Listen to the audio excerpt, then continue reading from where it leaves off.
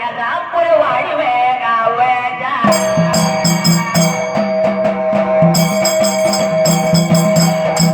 माणसानं पहिलवानी गेला नाच सुद्धा करावं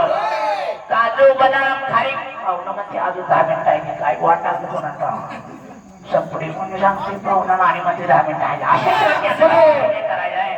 माणसानं पहिलवानी कशी करावी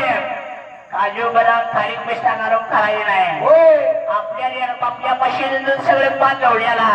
आणि म्हशीच्या खाली सगळं पान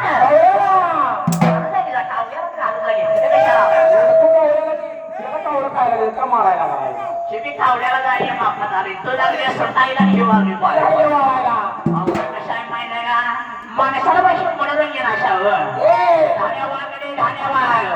माणसाला लाल मातीत पहिलवान करायला म्हणजे साधं सोपं काम नाही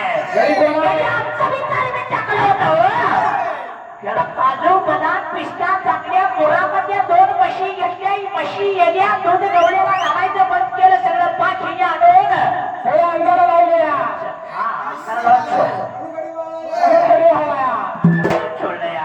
गणिताला मी फरक केला मी सदा नाक असायचं कोणाला खाल्लेलं सदा नाकवर मग काय सदा नाकवर मग गडी खावा पसते काय तेव्हा पसती गेल्याशिवाय येत नव्हता हो खाली पडायलो खाली पडलं का नाकवर पण ढाण्या वाघ कोण आहे सांगू कोणा माहित नाही कोण आहे श्रीरंग पाटोळे यांचा नातू पैलवान ओंकार पाटोळे लाल तालमीला बादशाह पाहुणा जर कुस्ती जिंकून गावात आला तर गावाच्या बायकाने तिचं मनोरंजन करावं गावाच्या रसिक प्रेक्षकाने तिची पंच आरती व्हावी ढाण्या वाघ ओंकार पाटोळे कसा आहे माहिती आहे मिरवणुकीला